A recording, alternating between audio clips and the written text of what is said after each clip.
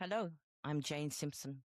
I began the Let's Talk MND podcast after my husband Robert was diagnosed with MND and he died 10 months later. This podcast has built an MND family. We share real stories from people living with MND, those who love them, and we learn about research and care in plain English. I'm not an expert, just someone with lived experience, and together we are stronger. This podcast is proudly supported by Evercare, an assisted living brand that shares our belief in independence, dignity and community. You can learn more about their range at evercare.com.au or you can find them in Bunnings warehouse stores nationally. I'm so thankful for Evercare's support of the MND community, and I really hope that you enjoyed today's conversation. We're funny. Today I have a mother-daughter duo with us, Marlene and Nicole. You're actually Marlene, yes? Lewis. And Nicole Answer. Welcome. Good afternoon. Well, ladies, welcome. Thanks. This is where you say hello. Hello. Marlene's terrified of being on here. I said, it's okay because I'm only going to ask you about you and your husband. And if you don't know the answers to those questions, well, we're screwed, basically. We always start off with, who are you? So, Nicole, you take us for a run so Mum can find out what she has to do. Well, I'm Nicole, so I'm Marlene's oldest daughter, and I was Shane's stepdaughter. I've been a big support part of Shane's care team, and I feel like both Mum and Shane and my grandparents' administrative assistant for the last couple of years. Good work. I work full time. You have your own business? Yeah, I have my own business. Yeah, it's, I guess this MND thing was something I never thought that we would be on this path. I say again because we had an auntie, her mum's auntie had MND back in the 90s, and we were fairly close to her. But I guess, this was a lot more firsthand, and I really didn't think that we would be here. So, Marlene, can you cope with who are you? Maybe. Okay, give it a whirl. Okay. Well, I don't know where to start. I'm a long arm machine quilter and a sock maker. So I've been doing the long arm machining for 22 years, and I had bought a 100-year-old sock machine just after COVID. And I sell socks at market, got an online shop and all that. Shane supported me the whole way, come to every single market, put that marquee up for me and helped me with socks. Just the most wonderful man I've ever met. And the quilt behind you've made, which is stunningly beautiful. Yes, thank you. Yeah. Did you like that diversion from stopping you crying so early on in the piece? You're welcome to cry, just not within the first 42 seconds. Okay. I don't think I've ever done so much crying for nearly every single day for the last 2 years since that first visit to the neurologist when she said, you have MND, there's no cure and there's no treatment. Go home, make memories, get your affairs in order. Shane just took it in his stride. Just said, whatever, it used to drive me insane. Whatever will be, will be. That was what he would say, and he accepted the whole lot. Now me, I was ranting and raving and screaming and crying and just found it very hard to accept that I was going to lose my husband, just like that. Well, it is hard to accept. Nothing that I could do or anyone. Oh, now. Yeah. Completely, utterly and absolutely powerless. I think that was the worst bit. Yeah. Couldn't do anything. Yeah, you can't do anything. How old was Shane when he was diagnosed? There's a whole other story. 65 and 6 months. Oh, so you know what that means. I do. He couldn't get NDIS. You had to go into the aged care system, and we live regional. So he had to go on a disability pension, which took, I think, 3 months until my daughter got in onto MPs. But he couldn't get an old age pension because he was too young. Had to be 67. So he got the disability pension, but it took 3 months. And he also had to spend his payout from Cleanaway before he would get any pension. So any money that he had he had to use that first before he could get his pension. I could get my carer's payment, but he couldn't get anything. He had to spend that money. So any chance we had of going away and making memories, we did have some weekends away, but nothing like we could have had. So it just made it so hard. Yeah. Okay. Before I say what I really want to say, is that you applied for the aged pension, but you couldn't. No. We did. Applied for the disability. Yeah. That took 3 It took months to 3 get. months. Yeah. Yeah, and it Yeah. was only Yeah. put through And in the end because I escalated it as well, because it Yeah. was originally gonna take 12 months. We Yeah. got it's been it will take Centrelink 12 months to process the paperwork, and their whole thing to Mum was, "Oh, you'll be back paid," but Centrelink capped their back payment at 3 months, and at that stage, Shane had been given 6 months to live. And then what Mum's saying is even once it was approved, they basically went, "Okay, you got your holiday pay paid out to you when you finished up work. So you're not eligible to have payments start until you've used up that holiday pay as well," which wasn't Shane has never taken many holidays over time, but we're not talking, tens of I think it thousands was of dollars. 25,000, Yeah, something it's like that, not, but it you had know, huge tax out of that as well. yeah. Yeah. Because the thing is, once you're on one of those pensions over 65, you're not actually flush with cash, and there's massive expenses when you have MND. So you had to go and spend that money frivolously because you were told to. And then when it came time to do your bathroom or do house renovations, you then relied on the goodness of family and friends to do that because you didn't have the cash Yeah. to do Yeah. that. No, that's exactly right. We managed to bank up some in the aged care system, Good.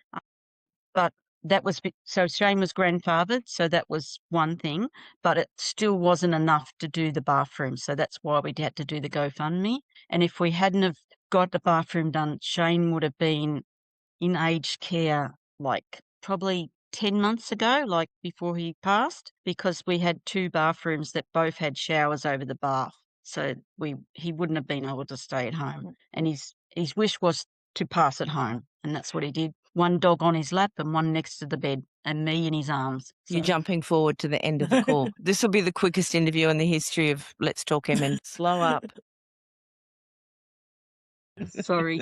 See, you've got no problem talking. You've got no problems talking. So we've had another member of your family interviewed on this show, little Finny Finn, who Yes. has become, he's an MND Victoria ambassador, superstar. Now, Junior Shane, ambassador. Junior, and I was the old one and he was the young one. It was good. Shane was known as Glampa Yes, that's to it. the And I'm family. Glamour. Your Glamour, which is Yeah. the best names. Who thought of those names? I think it was their I mum. think Finn's it was mum. Colleen, yeah. I think Colleen, it was. yeah. Yeah, Really yeah. great. Look, we've known him, like I've known Finn since before he was born. So yeah. Okay, so Nicole, you can jump in here now and tell me from the perspective of you living in a regional area, you went through many, many struggles in Shane's care. Can you outline them for me? I guess, look, there's many, and we go back to even the struggles of the care, the volume of administration required to do paperwork alone is absolute insanity. I think the we're obviously trying to get all that paperwork done early. And I said to Mum the other day, if I really go back and look at my records, there was a period of 2 weeks where on paper I actually only worked a week because the rest of that time I spent filling out. Every form was doubled because we had to do it for Mum, we had to do it for Shane. We went through that process, and then so that alone, I sit there and I go, how do people navigate this stuff? And Well, especially the volume of it. It's like I have a folder that, those big fat lever arch folders. Yeah. We had to buy a second one because the first one was full. Yeah, it's just insanity. you're educated and your first language is English. Yep. And I'm computer illiterate. We have a family member that worked for Centrelink at some stage. So, we sit there and we go, we have a rough understanding of the system, and I was still blown away by how complex it's become. Just insane. And then I guess if we, go jump to that regional impact when you're talking about like care access and just support access, look, Alexandra is, about, what is it, 2 hours out. I'm actually down on the Mornington Peninsula. It's about 2.5 hours from me. It's a couple hours from the CBD in Melbourne. It's not that regional by country standards, but it seems to be a really difficult location. We had this situation where for people that I guess are not from a regional area, they don't understand there is no public transport. There's one taxi that services the whole area. They're not an accessible taxi. There's a bus that goes to Melbourne once a day and returns once a day. I think on a Tuesday and Thursday, from memory, it has a second run. I actually think the service has been cut in recent years, because I'm quoting from when I was a teenager, and I'm sure that it's been cut in recent years because I remember reading about it. And I think from memory on Sundays it doesn't run at all, or it might be one way. So, this is the public transport that in this area. I got my license when I first turned 18, and prior to that, I rode my horse around on my bike or we walked. That these transport links don't exist. So this is really important to understand. And then you've got an area where the population is low. The options for support services are already limited. And not to say the NDIS system is perfect, because we all know it's not. But under My Aged Care, you have less options for providers, because there's simply not every NDIS approved provider can also do services for My Aged Care. And you're already dealing with all of these things with, and you're in this remote area. And for any doctor's appointments they have to go to, into Melbourne CBD, to go to a neurologist, or to Calvary, Bethlehem. And, I guess in Mum and Shane's instance, they're probably fortunate that our house was set up better than Mum and Shane's initially to support Shane. And it's why for the duration, I guess, of his diagnosis of MND, they could come down here and spend a couple of weeks of most months with us. So we were lucky. And that made, I guess, some appointments probably a bit easier. But it certainly, it creates a whole other web of problems, because we had that situation where if Mum then sets up regular carers, if she can get them, she can't get them when she's at my house. And so, you're sitting there going, hey, we're trying to make memories as a family. She's trying to, have Shane, have our family together. My sister she now lives next door, so she lives nearby. She's got a little one, Harper. We're trying to do exactly what, it makes sense to do. And you sit there and go, the system is not set up to support any of this. And, I think we found out was that, in that final part where sort of Shane sort of decided to use the VAD, and I know we're going to touch on that anyway, Mum was having the struggle with the carers again, and it was over peg feeding and catheter bag changes. Now, I'm no nurse, but Mum taught me to change the catheter bag and clean it out and do a peg feed, and it took about 5 minutes. And I have no qualifications that have any relevance to any sort of healthcare. And so I find it amazing that was consistently for, over 12 months, that was consistently a roadblock, is not having carers that can do this. Because I sit there and I go, well, Mum's not a nurse. I'm not a nurse. My sister's not a nurse. I think Finn did a peg feed at one stage. If an 11-year-old kid can tip the food down the tube. Yeah, it ain't brain surgery. It's not rocket science. Marlene, you're busting. Let it rip. Well, touching on the carers, you have to have a certificate to crush the medication to put down the tube as well. And the peg feeding and the medication were two things that I asked what do you call them? The carers? The aged care. Yeah. Right. That it was going to come to this, 12 months ago, and no one did anything about getting a certificate. So that's when, because I only had 2 days in a month that I couldn't be here, and that's when got to that stage. It wasn't going to happen. When you were able to access care, how much care did you actually get? Well, they'd stay here all day, but they wouldn't do peg. Jim could still peg feed himself at that stage, and I would leave his medication already in a bottle of water so he could do it himself. But it got to the stage where his hands were starting to go, so he needed me to do it, and that was when we needed the carers to be able to do this, and that's when we were told no one has a certificate as yet.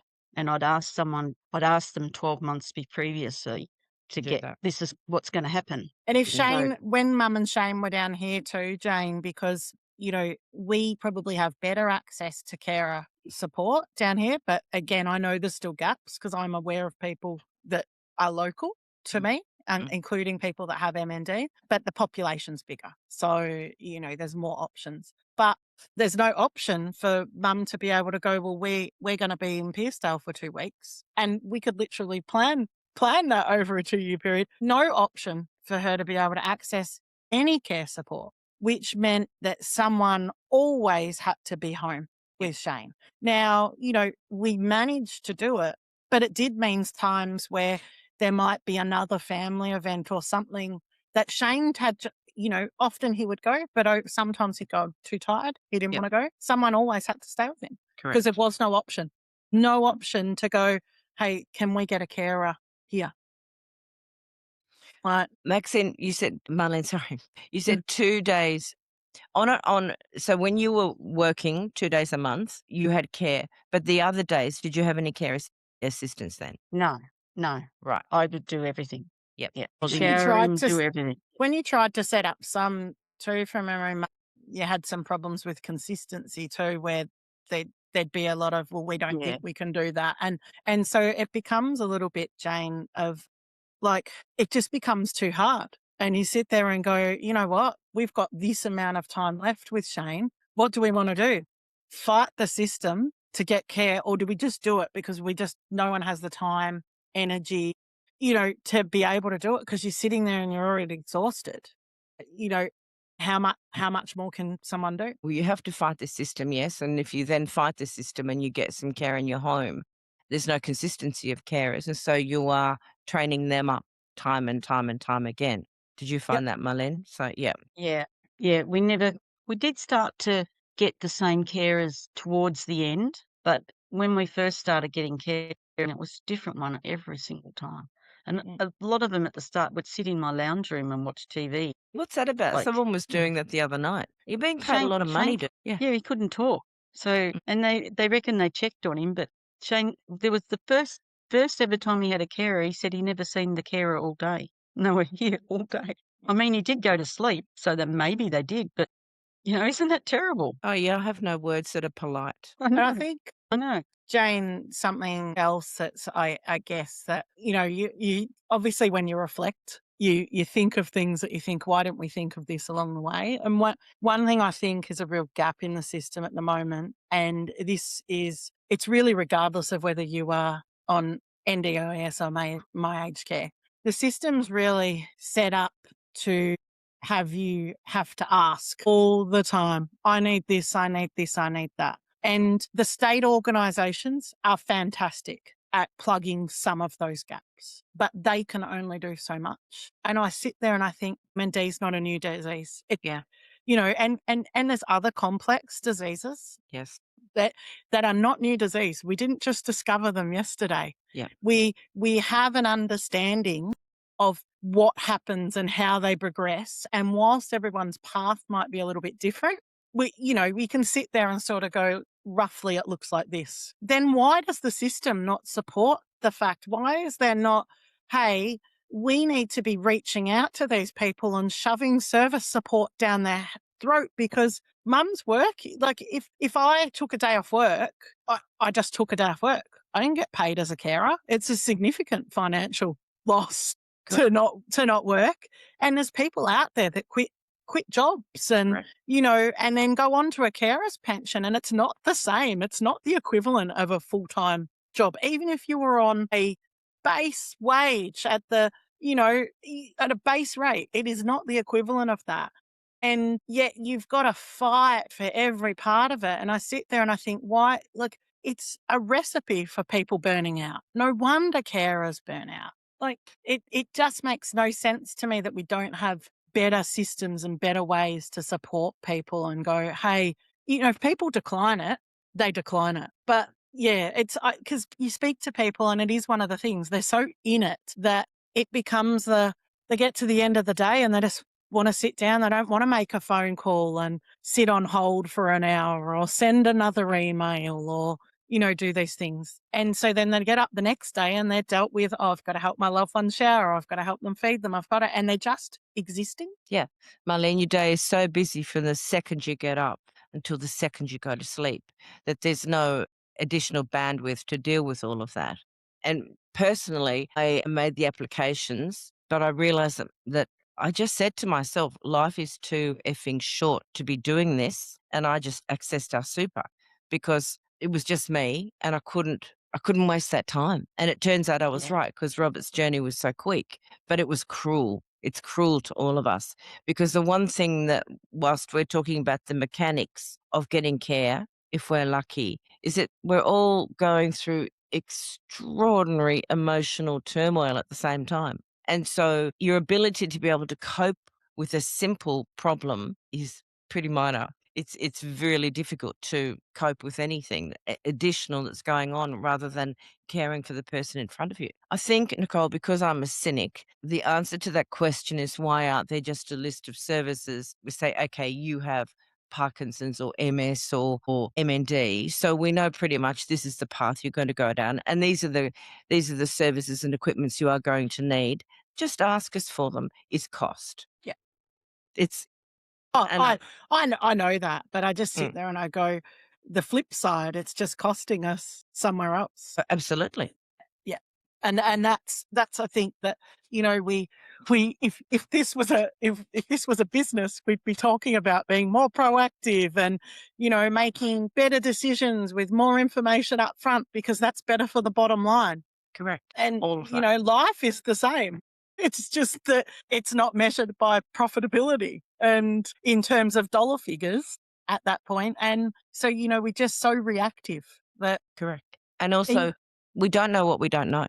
Yep. And you found that too, Marlene. You didn't know what you'd need in 4 months' time or in 6 months' time. No, I tried to stay in front, of what, like, I'd read online and stuff like that you need. Mm. And yeah, but sometimes it didn't work. I don't think we anticipated how difficult that getting access to care would be, because I think, one of the challenges that people have is funding when you're on my aged care. Even on the highest level package, if somebody is late stages of MND and needs around the clock care, they do not have enough money for it. It's really that simple. And that's how people end up in, an aged care facility, because they don't have enough family or money or all these things to support them. But I actually never anticipated that we would never even get to the point of running out of funding because we just couldn't get the people to do the work. And, that's that regional complexity that you have over the top of everything else. And what was that, your podcast a couple of weeks ago with Dominic? And the stats where he was talking about with some of his research that, people in regional areas and, parts, was it South Australia and Tasmania and regional parts of Australia, the chance of having MND is actually significantly higher. Yeah, Tasmania 40%, South Australia at 25 or 20%, and then regional rural's about 40% too. Yeah. So yes. And that's where it's more difficult Unbelievable. to get the assistance. So Shane, Marlene had MND for 2 years. Yep, 22 months. When did you just start discussing voluntary assisted dying, and who instigated that conversation? Can I jump in for a moment? Because I actually mentioned it to Mum long before Mum mentioned it to Shane. So we had, because Mum had an auntie with MND, I guess when the legislation was changed, I remember thinking that I wish that had been around when, as a teenager, I remember talking to my friends saying that this is crazy. We can't. I watched my auntie with this, and it was fairly clear that she probably would have used that had she had that option. So I remember talking to Mum about it, and I remember it being I sat on it for a week to figure out how I would raise it, because I didn't want to raise it direct with Shane. I didn't, unless Mum wanted me to. And I printed out some stuff and I spoke to Mum about it. Mum's initial reaction was not good. And so I gave Mum, anyone that knows us, so I wouldn't say we had a heated argument, but Mum definitely didn't talk to me for a day or two. But I gave her, the folder of paperwork and I said, Mum, it's here. If you never bring it up, then you never bring it up. But I said, it's really important that you know that a doctor or a nurse or anyone that Shane's dealing with, unless he stumbles across this himself, he will not know that this exists. Yeah, because at that point, before the legislation was changed, the doctors couldn't mention it to him. And you know, whilst that will change in Victoria, and I think South Australia, because Victoria's change the legislation doesn't go through until April of next year. Correct. South Australia, I think, is the last state then left with that. You know, I was conscious of the fact that, you know, for Shane, there's still a gag order in place. And so Mum had that for a long time, I guess, before she got to that point. And I just wanted to highlight that because I think for anybody else out there, if in the same situation, I wouldn't do it any differently. I would categorically bring it up the same way. But I think if you know about something like that and you know that it's not readily discussed and it's a bit of a taboo topic and things like that, it doesn't hurt to say something and raise it as an option. So, Marlene, when Nicole first came to you and said, Mum, you need to know about this, I want honesty. What was your reaction? What did you say to her? No bloody way. No bloody way. Well, I said something else, and I actually sat on that folder of information for months. I didn't want to give it to Shane. In the end, I did. Why did you say why did you say no bloody way? Only because I didn't want to lose it. Fair enough. And I think back then his symptoms were not. He was still He could still walk and eat and talk. So, you know, the situation was different. It wasn't. And then last year, he went into the Calvary. He was there for quite a while, wasn't he? And he then brought it up with doctors there. Okay. And then from then on, he couldn't talk then. He just wrote it on his whiteboard. And then not long after he come out of the Calvary, a VAD nurse rang me and the whole process started. We had to see neurologists and a VAD doctor as well, which was hard in itself, a GP, because we're regional again. We had to travel an hour and a half to Tura to see the doctor. Did you have to see two doctors or one? One doctor twice. So twice you had to travel from Alexandra to Tatura with a person who is extremely unwell, very ill. No options for accessible transport. Fortunately, at that stage, we had already organised a new car because I think that would have been the challenge is moving Shane if Mum didn't have a wheelchair accessible vehicle. So Shane, I don't know if I should talk about this bit or not. Say it, Mum. Shane's bowels, because his muscles are going, it's 37 degrees. I stopped at about 20 minutes away because I needed the toilet, and he decided to get out and empty his catheter bag. And as he was getting out of the vehicle, his bowels let go. So he's standing there, starting man, with poo coming down his leg. So I don't know, started bawling my eyes out and just said, if you go into the toilet, I'll get some more water and we'll get it all cleaned up. So he gets in there, gets his shorts off. He's standing there naked with poo down his legs. It's 37 degrees. There's blowflies flying everywhere. There was no soap in the toilets. So I've got bottles of water and just splashing him down to get rid of the poo. And we got home and got it all fixed up. And we laughed about it the next day. Yeah, but it's not funny at the time when you... I know. I know. I'm not being mean to you. I'm just saying... cope with it.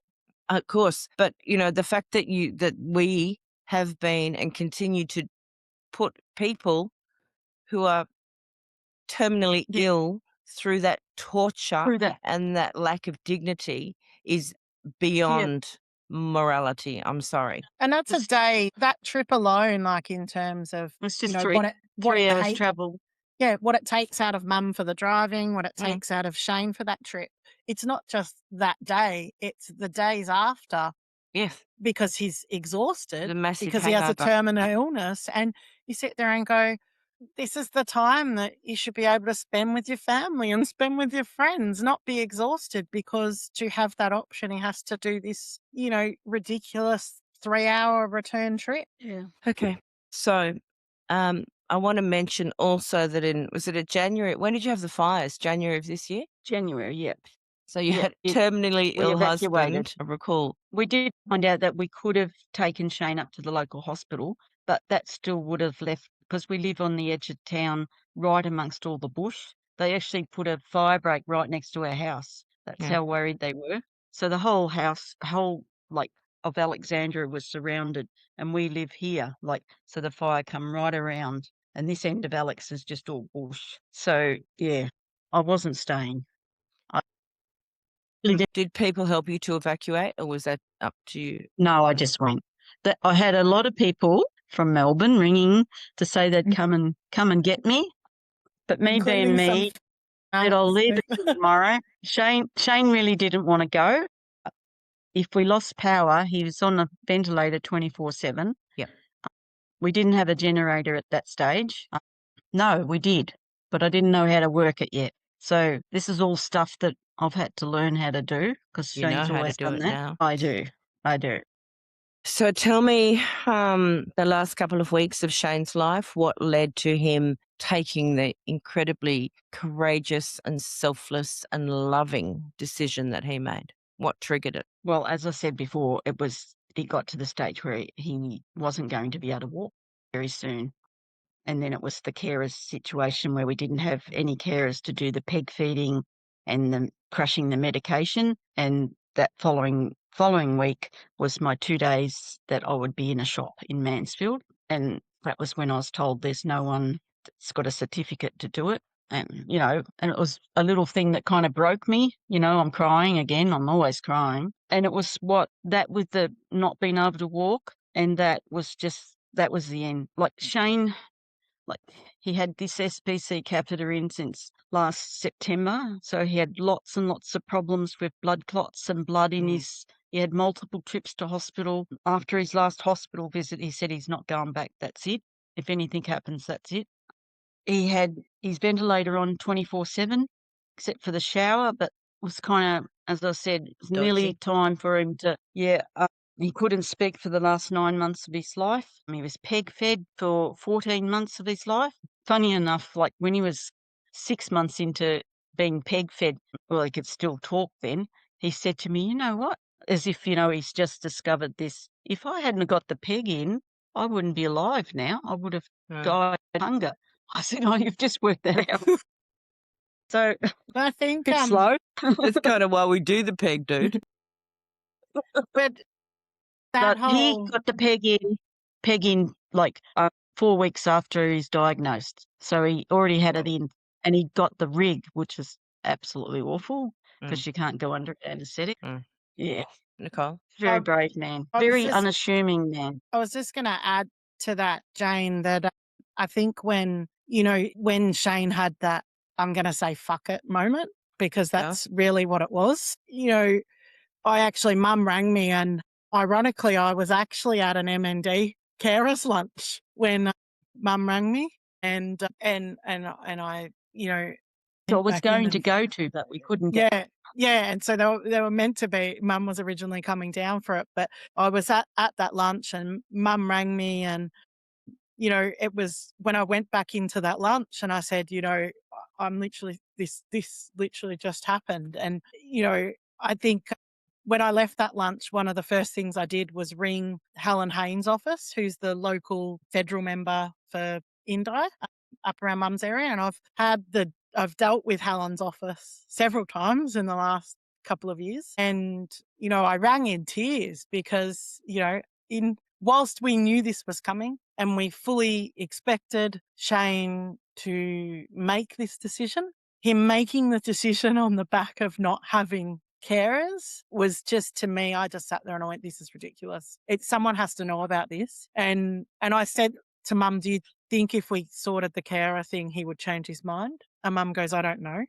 And maybe that day he might have, but I think, within a couple of days, his decision was pretty cemented. But I have to give credit to Helen Haynes' office and a particular person I spoke to, Sarah Girardi, there, in that she has personally helped us escalate things with Services Victoria and push things through and helped, I guess, cut through red tape. And this situation was no different. She spoke with Helen Haynes, and they actually wrote a letter to Mark Butler's office about Shane's situation. They sent me a copy of the letter. They were trying to contact to find other solutions for this. And I think, when I spoke to Sarah, and I actually spoke to Helen that week as well, that, it seemed that they felt a bit helpless with the situation. One thing Helen said to me was that this location that Mum and Shane are in is one of the most difficult areas in Victoria to get carer support. And, I said, we can't even just get someone from Hillsville, because under NDIS, we could have got approval to do things differently. I said, we can't. And, they really did try to help. And, I think it was frustrating for everyone all around to sit there and go, why after all of this time do we still have this problem with carers? Shane didn't get diagnosed with MND yesterday. And that's what I said to Helen. This is not a surprise. He's had MND. So he was diagnosed at the end of March 2024. So why are we in April 2026 still with a carer gap? Why do we still have this problem? And it was, look, they did follow up, and, one of the, I guess it was a bit bittersweet, is that we actually found out there's another service provider in the Alexandra area that doesn't advertise and no one seems to know about. My Aged Care didn't know about them. Carers Gateway didn't know about them. Any contact that we spoke to, no one knew about them. And then we found out too late that it turned out they not only had capacity, they could do the peg feed and they could do the medication, they could do the catheter bag. But I sat there and I went, why did it take me literally cracking the shits and writing? I think I came home that afternoon and I wrote to multiple MPs, not just Helen, but I'd spoken to her office, but I wrote many angry emails that afternoon and then made many angry phone calls. Why did it take that to get somebody to actually listen? But then why did it take another 2 weeks? And why was the catalyst that Shane is choosing VAD because we can't get care? Why did it take someone saying that to look for a solution? Why couldn't someone do that 12 months before, 6 months before, when Mum was having problems? Why, how does this even happen? I don't know. I don't know if I'll ever know. But well, it happens because the system's broken. It happens because people don't listen, and it just keeps happening. I know anecdotally of, I would say, 10 people this year over the age of 65 who've made this choice because of inadequate care. The same as Shane. Shane wasn't keeping. He didn't want to see you, Marlene, continue to suffer. That's what makes me... Yeah, but darling, that's pure love. A bit of guilt. Oh no, don't have guilt about that. I do. It is a weird situation to deal with, though. And I think, when I sat with Shane picking funeral music after he'd made this decision. And we'd already had some discussions around this sort of stuff. And one of the things I said to him is, Shane, do you care? Can we talk about, do you mind if we talk about what's happened to you? I would like to make some noise about this, because I think not enough people say something or know how to say something. And Shane's response was, well, he obviously didn't speak, but he wrote on his board, I'll be dead. And he gave me a thumbs up and laughed. But, it was the highlight of, it's because I think, I can't speak for Shane, but I think he recognised that his story had so many different issues and gaps through it that it's important that it gets told, because it's real life stories is how we get change. It's, you can trace that real life story and go, what are all the things that actually failed? Marlene? Just wanted to go back a step when we went to the neurologist, and the neurologist, she has certain steps, certain things she has to ask. And she said to Shane, why are you here? And he wrote on his board and he's writing. I'm thinking, what is he writing? All he has to write is VAD. So he eventually stops writing. He turns the board down to show the neurologist, and he said, I want to be put down like a dog. That was how he put it, because we show more mercy for our animals than what we do to our humans. We do. I know. Yeah, I don't normally not ask questions on this one, but I don't know what to say to you anymore. When the decision was made, did you call the family together, or? Well, they all knew. Yeah. I did. Sorry. When he made the decision, yes, I rang, sister and brother-in-law and nieces and nephews and a couple of workmates and friends, just to come and say goodbye if they wanted to. Nearly everyone come. There was only one person that didn't, but that's her choice. But everyone had their little talk with Shane privately so that they could say whatever they liked. I don't know what they said to him, but everyone went away probably in tears. And we took lots of photographs, so everyone's got those memories. I kind of had a hint it was about to happen because every day on Facebook you would put photographs of someone else visiting. And I thought, dude, it's not. There was a far away little now." bit of we I did have- realised we'd been really crap for 2 years of taking photos, and that sudden realisation. And so every day I'd be messaging Mum, get photos, tell these people, take photos, take more photos. Yeah, there was a slight hint there. was Rest one of the world. older couple that rang up asking if they could come and see Shane next week. And I Oh. said, well, actually, you better come this week. And I had to explain what was going on. And they went, okay, can we come today? So they come around and seen him and talked about lots of memories. So, yeah. Okay. Good. And they were pretty glad they rang. There'd been one of those things that you put off, you Yeah. know, because you don't know what to say, because people don't know what to say to you. But it doesn't matter. You just say, you're sorry and get on with talking about life. Like, You doesn't say matter. it, sister. Exactly. Yeah.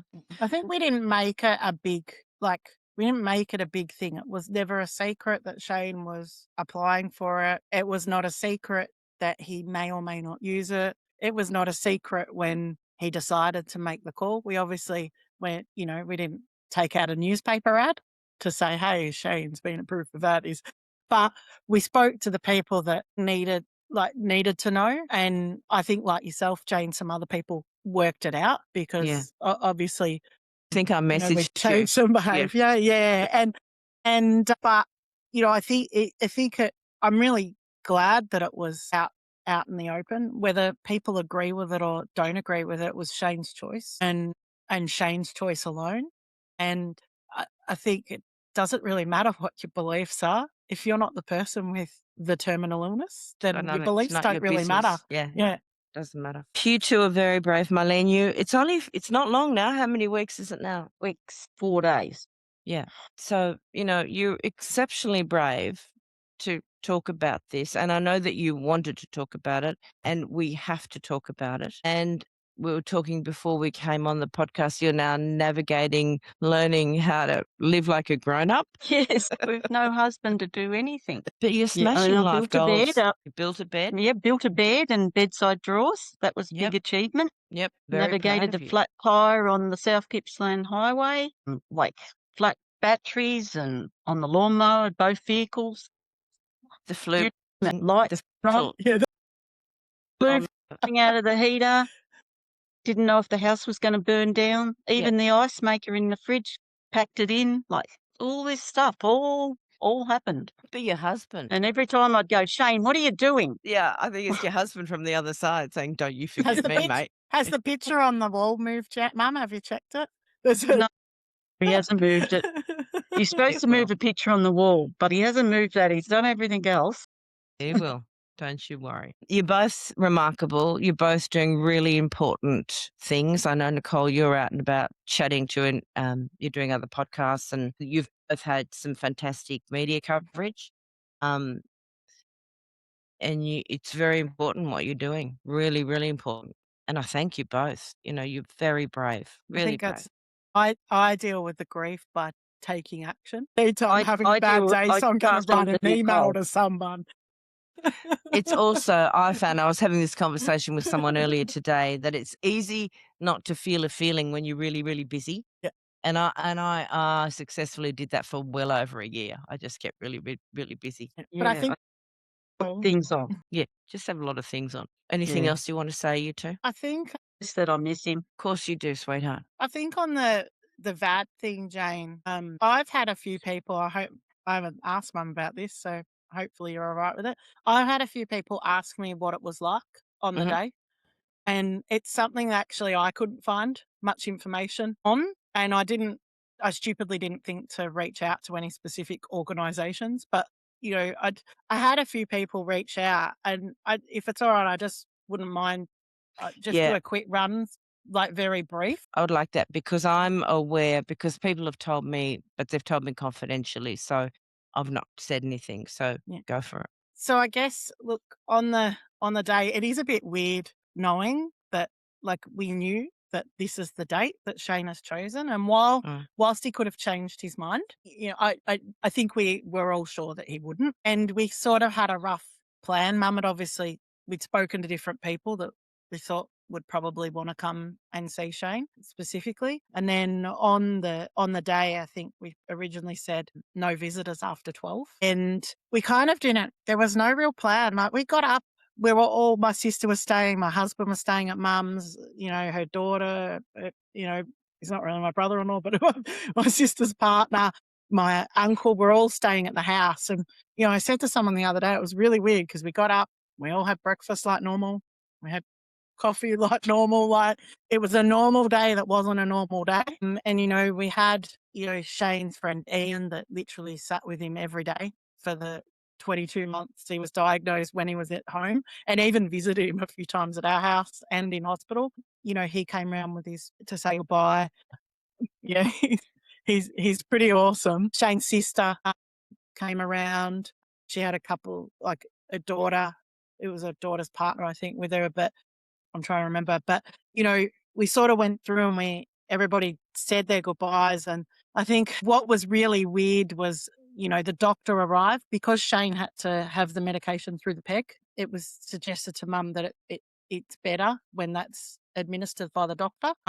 So, the doctor arrived and she has to do a whole heap of formalities and paperwork and, ask for consent and do all of that, so she did all the paperwork. And we kind of got to this point where it was time. And look, if I'll get shot down for saying this and I don't really care. I can only liken this experience to when I've actually let one of my dogs or cats or horses over the years go. It's the same weird feeling that it's time. There's no other way to describe it, that if you've been through that process, that's what it felt like, but it was a person. And, I think we had a last minute decision that Amy and I, so my sister, Mum's other daughter, would also sit in with Shane. He decided he wanted everyone there, and we sort of had this idea that he was watching a bloody truck video on YouTube, like literally, right? The doctor's doing paperwork, asking if he consents to that, and he's watching YouTube on truck repairs. Look, you gotta do what you love up until the end, okay? But we ended up, I think Amy had this idea that perhaps we'd play some music that he might like, and so we liked that idea, and so we put on some Shania Twain songs that Mum and Shane had at their wedding, and it was all really quite fast in the end. I said to someone, I didn't realize till afterwards, but I think I kind of measured it in songs. It was the second song, and the doctor had said, because we put the songs on in a specific order, he slipped away really quickly when they administered the medication, and Peacefully. It was not a long period of time, and it was really, really, really peaceful. And when you could see his face afterwards, it was just like a weight had lifted that I don't think I realized that he was carrying until that point. And Marlene, you were curled up with him? Yep, I was laying in his arms. But Lola, the Cocker Spaniel, was laying across his stomach because she's a bossy dog. And Darcy, the Labradoodle, was on the floor. She wouldn't get on the bed, which she spent most of Shane's diagnosis laying on the bed. But she's a very sensitive dog, and she knew something was going on. And just a bit, yeah. So, but she was right next to the bed, and he was loved to death. Yeah. Yeah. I think we were really lucky to have Shane in our life. Jane, when he met Mum, he inherited 2 teenage daughters. God. And Mama said more times than I can count, like he didn't even get kids at the good bit. He got 2 girls at the really shitty bit. Yeah. He was a good man. Was interesting teenage years, but my 2 girls, I'm so very proud of both of them. They loved Shane more than what they loved me. Okay. He was just, I think it's because he was so easygoing and they could get away with a lot more. Then you had to manipulate him, whereas you were the mother. Yes. And that's quite normal. Amy especially. Oh, it's all Amy's fault. Yeah. I'll give you a context of when we're teaching the girls to drive. He would go to sleep in the passenger seat, and I'd be having hysterics in the back seat. He was so just relaxed. Michelle, you all very lucky to be loved by him. Yes, I I've said that all along. Cannot believe my luck in finding such a beautiful, kind man. He was just, yeah. We had our moments, of course, but You can't be too shabby yourself then. You know, Like that. Jane, there was a time where, and I think Mum said it to a few people, a perfect example of that, she goes, have you ever tried having an argument with somebody that can only write on a whiteboard? Oh, yeah. we had an argument. She was You so, couldn't talk. so frustrated Yeah. that, you had to write on a whiteboard. But, the reality of that situation is Mum and Shane I'm really standing. I'll give you the context of the argument. He'd just fallen out of bed yet again because he wouldn't press the lower the button. This is when he was walking, but he wouldn't lower the bed, and he was blaming not having a mat on the floor to grip. And I kept on saying, well, you lower the bed, you'll be able to stand up properly. And that was the whole argument. But after that, fall off onto the floor, and we had this argument. You don't realise just how frustrating it is when the other person can't speak and you have to wait for them. Yeah. You're really angry. Yeah, and dude, you I have to do wait know. for them to write. Yeah. I do know. Have 1,000% empathy there. And then you feel like a grade 1 bitch having an argument with someone that, Yeah. And we did laugh about that the following day. And from then on, he did lower the bed. So Okay, well, it was a lesson learned. Right. I'm so grateful to you two. Thank you, really. That's all I can say. Marlene's off screen again because she's crying. Every time Marlene's off screen during this last hour, it's because she's blowing her nose, wiping her tears away, as long as you know that. Thank you. Thank you for having us, Jane. Thank you, and Jane. thank you for everything that you continue to do for the Pleasure. MND community, because Kind of why I do it. there's got to be people Listen out to there you to too. make noise. Yeah. I know Shane listened to me. He'd send me messages every now and then. See, he had secrets from you. There you go. There you go. All right, lovely. Thank you so much. Thanks, Jane. Thank you, Jane. If you'd like to get in touch, you can message me on the Let's Talk MND Facebook or Instagram pages, or Let's Talk MND5@gmail.com. The information on this podcast is not medical advice, and the music you hear is by a much-loved member of our family, John Hanley. Once again, thanks to Evercare for sponsoring this podcast and supporting Let's Talk MND. Their commitment to care and community helps make meaningful conversations like today's possible.